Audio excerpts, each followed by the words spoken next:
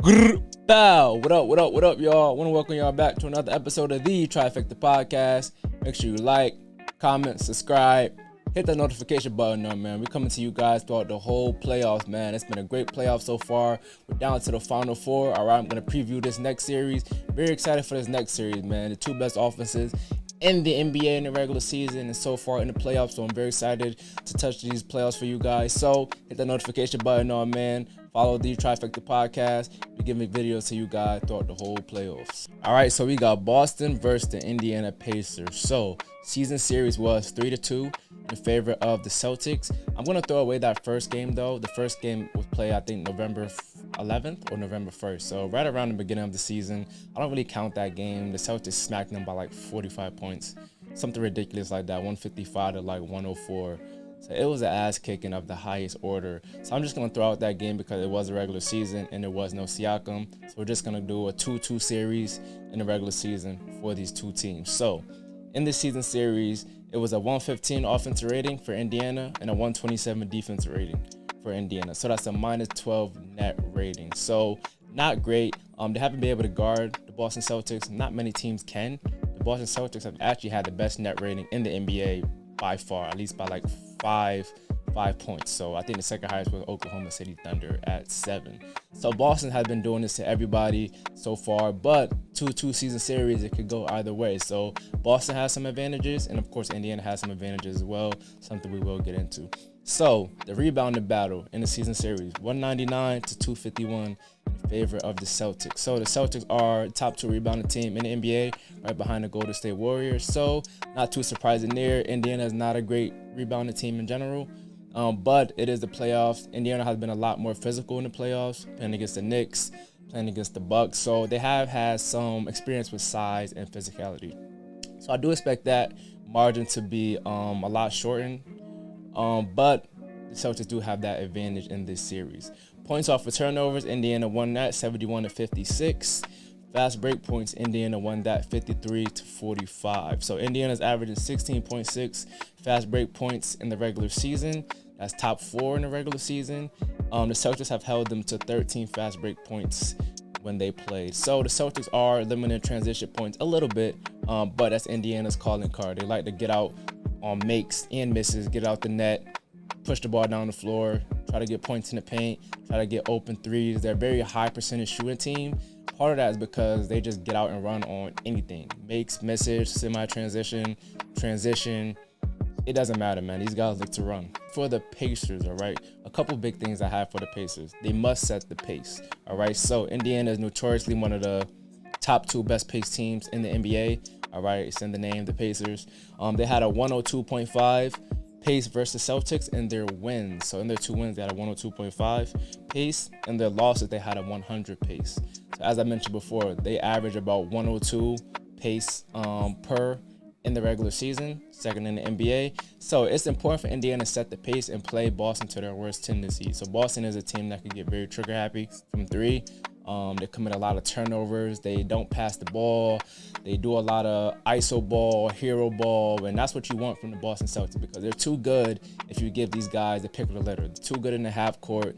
They're surgical. They pick guys apart. They drive and kick, and they got a lot of talent and a lot of shot makers. So if you make these guys play fast, start taking quick shots, it works to your advantage because no team is going to beat Indiana at their own game. It's just not going to happen. So Indiana has to make Boston play their own game, push the pace, play Boston to their worst tendencies, make Jayson Tatum and Jaylen Brown take those quick shots, quick tough 2s, pull up 3s, and you'll be in good position going into this series. So Indiana has averaged 1.33 points per possession in transition. That's number 1 in the league. Another reason why they need to push the pace. They're great at it. They're fantastic. As I mentioned before, guys run. Guys run the lanes, run to the outside. They got penetration. TJ McConnell is like literally one of the best point guards in pushing the pace, getting in the paint, getting 2 feet in the paint. Coaches love when guards can get 2 feet in the paint. And TJ McConnell would be a coach's dream. That's all he does. He get 2 feet in the paint. He can either score with his runners and his fadeaways, or he can kick out to guys for open shots or for guys to attack closeouts. So they must push the pace, as I mentioned before. Boston isn't great in points allowed in the paint. That's something that Indiana needs to take advantage of as well. So Boston isn't great at creating points in the paint. They isn't great at of points allowed in the paint, especially without Porzingis. So Porzingis has been hurt for a lot of the playoffs so far. So now they're just relying on Al Horford, who is like ancient at this stage of his career. So in the playoffs, they've been middle of the pack. So Indiana has to take advantage of that. They're one of the best points in the paint team in the NBA. Drive and kick, get these guys on their heels, create some mismatches, create some confusion on Boston. And Boston does have good defenders. If you can do a lot of pick and rolls, if you can do a lot of handoff and screening action, guys cutting, I think you give yourself a good chance to win. So on the offensive end, the Pacers do a lot of spread pick and roll. So spread pick and roll is pretty much, it's a high pick and roll at the top, and the other 4 guys or 3 guys are at the perimeter, all right? So it'll be a guy at the corner, another guy at the opposite corner, a guy on the wing, all right? They know set that high pick and roll.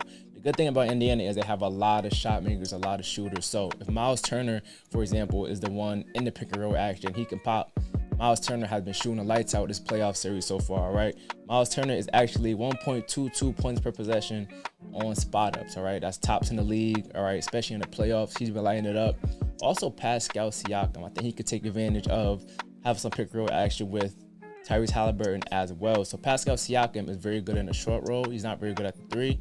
But if Boston does drop coverage, which I assume they will do because they don't want to switch Al Horford onto the Pacers quick guards, they'll probably do a drop coverage, make Tyrese Halliburton play in the mid-range. But if you do that as well, when you do drop coverage, the guard chases over the top, and then Pascal Siakam, for example, hit the short roll, hit that nice shot from the free throw line or the high post area.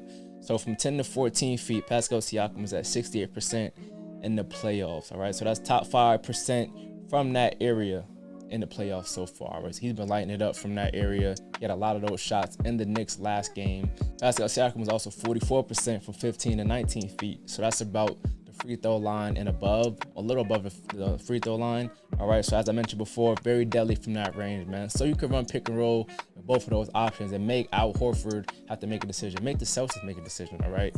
So I think defensively, Indiana's going to have to hang their hat on that end of the floor. Offensively, we know they're great, all right? They've been routinely great this whole regular season. They just shot 67% in the final game versus the New York Knicks in that last game. So it's clear they can shoot the ball. They're going to shoot above 50% damn near every single game. So that's not their problem. Defensively, they have to do a few things in order to stop the Celtics. So you have to limit their threes. Boston shoots a lot of threes. Actually, Boston shoots 47% of Boston makes are threes. So they're a very three-point heavy team. All right, the only people that really even drive the basket is Jaylen Brown and Jayson Tatum. But everyone else just spots up to shoot threes. Derek White spots up to shoot threes. Drew Holiday is shooting more threes than he ever has. How Al Horford just gonna pick and pop and shoot those threes. He hasn't been shooting well from the 3, so you can actually kind of leave him open. Boston's at their best where they can create mismatches, drive the mismatches, attack it, and kick out to wide open guys for threes, and then spread the wealth. They get a lot of hockey assists because once they get by their man, the defense tends to collapse. All right, then you can make that kick out pass and make a one more pass for a wide open 3. You have shooters galore on that team, all right? So you cannot allow that. You must stay in front. You must be able to guard one-on-one, have your heels above the three-point line, take away that, and make these guys take tough twos. So from the 2-point range, they're not very great in that area. So from 10 to 14 feet, Boston as a whole is only making 2.3 makes per game, 37% as a team. So that's the second worst from any playoff team this season. So as you can see, they don't take a lot of mid-range shots, and when they do, they're not very efficient at that as well. From 15 to 19 feet, or that's a little above the free throw line, 42% in the playoffs, that's around middle of the pack. So obviously not their calling card, but that's something you need to funnel them into, all right? So if you're in your pick and roll, if you're guarding them, you need to be in a drop coverage, making these guys shoot these pull-up jump shots, all right? Don't go under the ball screens, of course, not with these shooters. Go over the top, funnel them, make them come to Miles Turner. If Al Horford is going to shoot 10 threes, I would say let him shoot 10 threes, all right? There's probably going to be a game where he's going to get about 4 of them, all right? He's not a terrible shooter, but he's only shooting 30% from the three-point line in the playoffs so far. So that's something that I would probably live with if I was the Indiana Pacers coach. So on Boston's side, 3-2 season series, as I mentioned before, 127 offensive rating, 115 defensive rating, plus 12 net rating. So not too surprising. They've been kicking everybody's ass this year. They've actually had one of the best net ratings ever in a regular season. So that shows you how great they've been, how talented they are. So they're actually getting 55.8% of total rebounds versus the Pacers. That's third most versus any team this season. So their size has been a factor, but they are missing Porzingis, so I do expect that gap to be a little shortened. Boston must play their game, right? They're a better half-court team than the Indiana Pacers, all right? They're averaging 1.12 points per possession in spot-ups. I think that's when Boston is at their best, all right? When they can get dribble penetration, they can move the ball, they can make a one more pass, and they could get open threes, all right? They're great shooters. Everybody on that team can shoot. Sometimes it is to their downfall when they take too many of them and they don't attack the paint like they should. It's really when they start taking those one-on-one threes. Tatum starts taking those step backs. Brown starts getting trigger happy. Then Drew Holiday just taking ill-advised threes. Derek White ill-advised threes. It's kind of like a domino effect when these guys just start taking bad shots and not moving the ball. On catch and shoot situations, all right, they're great. All right, when they get ball movement, player movement, they're great in that aspect. Sometimes they do get a little stagnant, and that's when they get bad possessions and they don't play defense after. So they get scored on a lot after they take bad possession. That's kind of how basketball goes. So they must limit their ISO possessions, all right? They're not even a great ISO team. They do have good ISO players, but that's obviously not the best version of the Boston Celtics. So out of the three teams in the playoffs that run the most ISO, Boston is number 3 behind OKC and the Clippers. And out of those three teams, they have the worst points per possession. So they have to find a way to not play into their worst tendencies, all right? Obviously, some ISO possessions are needed, late clock, but you don't need to be settling for threes. Jayson Tatum does not need to settle for threes. Jaylen Brown has actually done a good job of not settling for threes and really getting to the hole. Hence why his percentages are so high versus Indiana Pacers, but we'll get into that. Indiana is also the best team in the NBA in three-pointers allowed, so they don't allow many three-pointers. I think that's because they want guys to get into the paint. Hence why their three-pointers allowed is so low and their points in the paint is so high. So they kind of want to funnel you to the basket.